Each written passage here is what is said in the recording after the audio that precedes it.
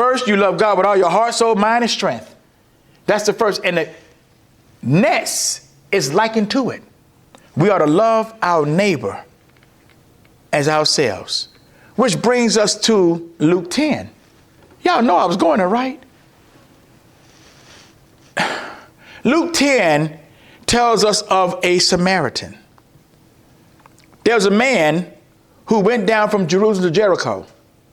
This man fell among thieves, stripped him of his clothes, wounded him, and departed, leaving him half dead. And seeing the man in a state of need, the priest, hold up, who was the priest? The priest was a servant of God. He saw Brother Melvin, this half-dead man. But the priest, Sister Carolyn, had a Cain's mentality. He was like, that's not my problem. He saw the man in need. That's not my problem. And what does the Bible say? He passed by on the other side. God don't want us to have that mentality. Likewise, a Levite, another one of God's servants, looked and saw the man in a desperate state of need. He too had a Cain's mentality. Sister Pudgy, you know what he did? He said, you know what? That's not my problem. Am I my brother's keeper? And he kept moving. Both the priest and the Levite did not have a kingdom or God-like mentality. But we thank God for Luke 10, verse 33. Am I right about it? Because a certain Samaritan, the Bible says, as he journeyed, came to where this desperate man was.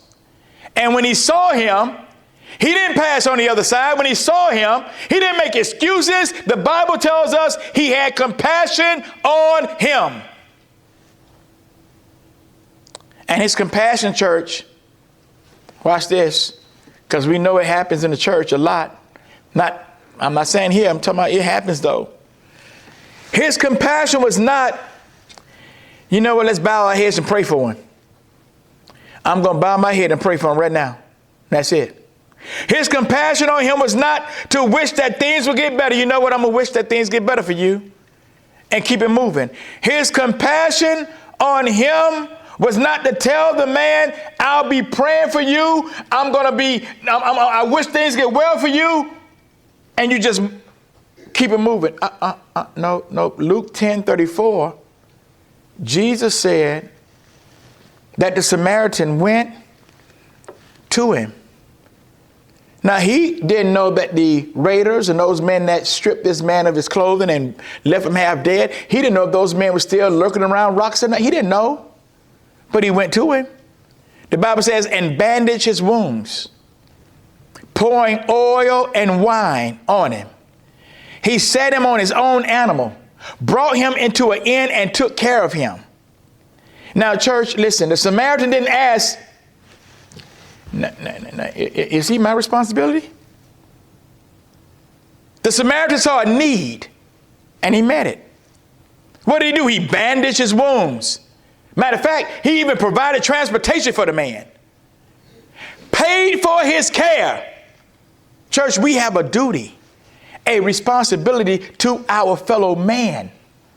We have that. Hold up. Let me add a caveat here. I got to add a sub point here. I got to segue for a minute. God is not saying, and I need to make sure I make this clear. God is not saying you help your fellow man to continue in sin, that grace may abound. God forbids. How shall we who have died to sin live any longer in it? There's nothing wrong with helping brethren. There's nothing wrong with helping the world, people in the world. But you don't help them to the point of continuing for them to stay in sin. That's not what God is saying.